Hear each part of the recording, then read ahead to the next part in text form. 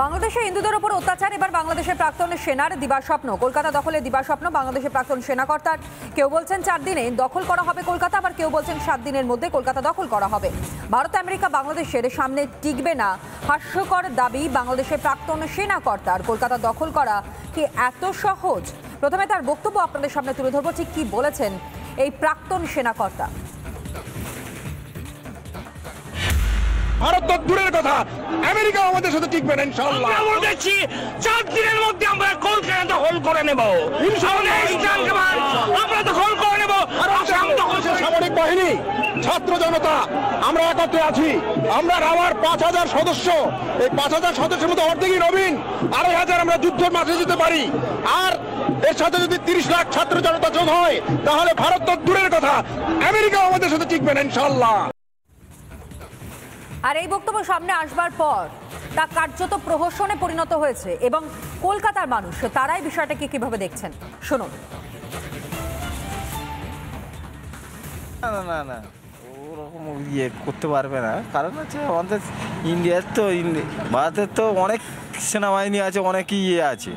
তা ওতে তো বাংলাদেশ তো একটা ছোট্ট রাজ্য হিসেব মতো, ও তো আর তো বড় ইয়ে নয়। সেই হিসেবে বাংলাদেশ কোনো মতেই ইয়ে করতে পারবে না।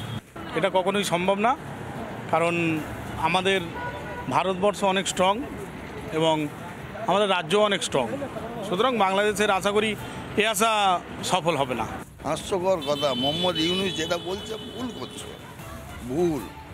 ওই পাকিস্তান আর চীনের মদতেই ও পুরো ফকির হয়ে যাবে।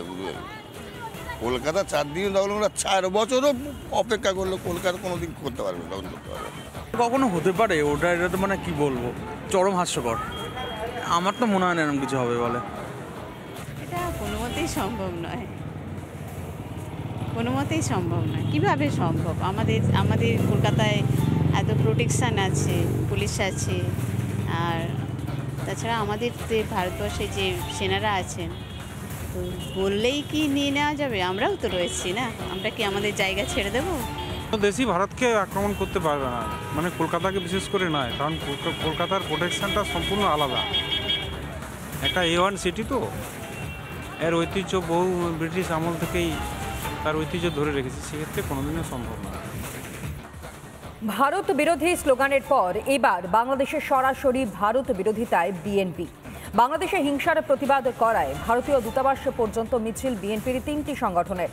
রামপুরায় বিএনপির মিছিল আটকে দেয় পুলিশ। ভারতীয় হাই কমিশনারকে স্মারকলিপি জমা বিএনপির। বাংলাদেশের জেহাদি আন্দোলনের শুরু থেকে সমান তালে চলছে ভারত বিরোধিতা।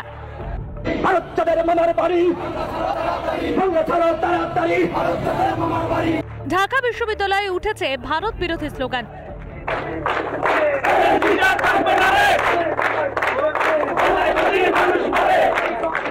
যতদিন গিয়েছে বাংলাদেশের জামাতিদের ভারত বিদ্বেষ ততই বেড়েছে। এবার বাংলাদেশের রাজনৈতিক দল বিএনপিরও ভারত বিরোধিতা সামনে এলো। বাংলাদেশে হিন্দুদের উপর অত্যাচারের প্রতিবাদ করায় গায়ে জ্বালা ধরেছে বিএনপির। এদিন বাংলাদেশে ভারতীয় দূতাবাস পর্যন্ত মিছিল করল বিএনপির কর্মী সমর্থকেরা। মিথ্যা প্রচারণা করে সাম্প্রদায়িক দাঙ্গা সৃষ্টির অপপ্রয়াস এবং ভারতের আগ্রাসনমূলক মনোভাবের প্রতিবাদে আমাদের আজকের এই প্রতিবাদ পদযাত্রা এবং স্মারকলিপি। ঢাকার নয়াপল্টনে মিছিল করে বিএনপির সদস্যরা, যদিও দূতাবাসে মিছিল পৌঁছানোর আগেই তা আটকে দেয় পুলিশ। ঢাকার রামপুরায় মিছিল আটকায় পুলিশ। কয়েকজন বিএনপি নেতা স্মারকলিপি জমা দেন। হিন্দুদের উপর অত্যাচারের প্রতিবাদ করাতেই এত গাত্রজ্বালা বিএনপির। মানবতাবাদী দেশগুলিকে আমরা বাধ্য করাবো এই মোল্লা ইউনূসের নেতৃত্বে মৌলবাদ জঙ্গিবাদের উপরে সরাসরি সামরিক হস্তক্ষেপ যাতে করে। তারা এই মুহূর্তে বাংলাদেশের একটা মৌলবাদী অংশ, তারা পাকিস্তান এবং চীনের কাঠপুতুল হয়ে তারা ভারতের সঙ্গে একটা শত্রুতার বাতাবরণ তৈরি করতে চাইছে। ইউনূস প্রশাসনের স্বৈরাচারিতার বিরোধিতা করছে ভারত, হিন্দু নিধন যজ্ঞের বিরোধিতা করেছে ভারত, তাতে এত ভারত বিদ্বেষ। রিপাবলিক বাংলা।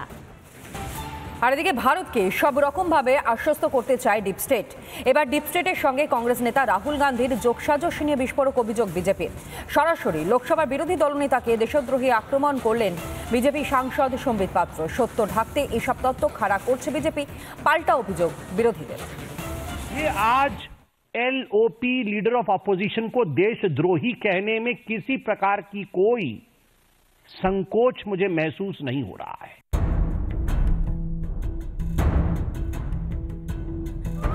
বাংলাদেশে অস্থিরতা, ভারতের কৃষক আন্দোলন, শিল্পপতি আদানির বিরুদ্ধে একের পর এক ষড়যন্ত্র, এই সব ঘটনাগুলির মধ্যে মিল একটাই, deep state.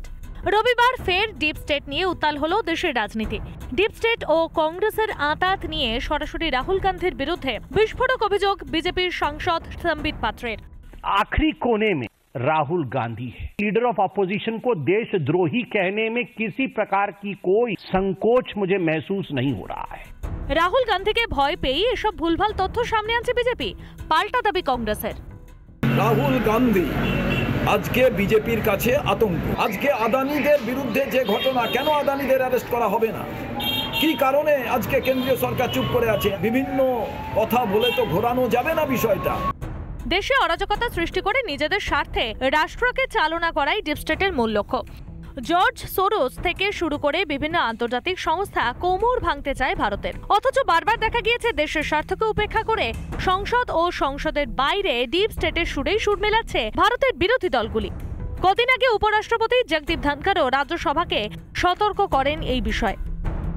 We cannot allow largest democracy to be made dysfunctional by deep state anywhere else. This house should be united. সত্যিটা স্বীকার করার সাহস নেই বলেই ডিপ স্টেটের তত্ত্ব। সমস্ত অভিযোগ অস্বীকার করে পাল্টা কেন্দ্রকে দায়ী করেছে সিপিএম। গোটা ভারতবর্ষ জুড়ে আদানি মোদির যে চক্রান্ত, সে সম্পর্কে মানুষ মুখর হচ্ছে। তোমাদের সৎসাহস নেই সেটা নিয়ে তদন্ত করার, সত্য প্রকাশ করার। এখন সত্য প্রকাশ করতে ভয় পেয়ে গিয়ে তোমরা বলছো এখানে বিদেশি শক্তি আমাদের রাষ্ট্র ব্যবস্থাকে ভেঙে দেওয়ার চেষ্টা করছে। ভারতের উত্থান সহ্য করতে পারে না ডিপ স্টেট। তারা ভারতবর্ষকেও বাংলাদেশ বানাতে চায়। অথচ তাদের বানানো ইস্যুতেই বারবার সরব হয় বাম, কংগ্রেস, তৃণমূল। দেশের স্বার্থের থেকেও রাজনৈতিক স্বার্থ বেশি প্রিয় ইন্ডি জোটের কাছে। রিপাবলিক বাংলা। নানা ধরনের কন্টেন্ট দেখার জন্য লাইক করুন, শেয়ার করুন আমাদের ফেসবুক পেজ, সাবস্ক্রাইব করুন আমাদের ইউটিউব চ্যানেল। পাশাপাশি অন্যান্য ব্রেকিং নিউজের জন্য অবশ্যই চোখ রাখুন রিপাবলিক বাংলায়।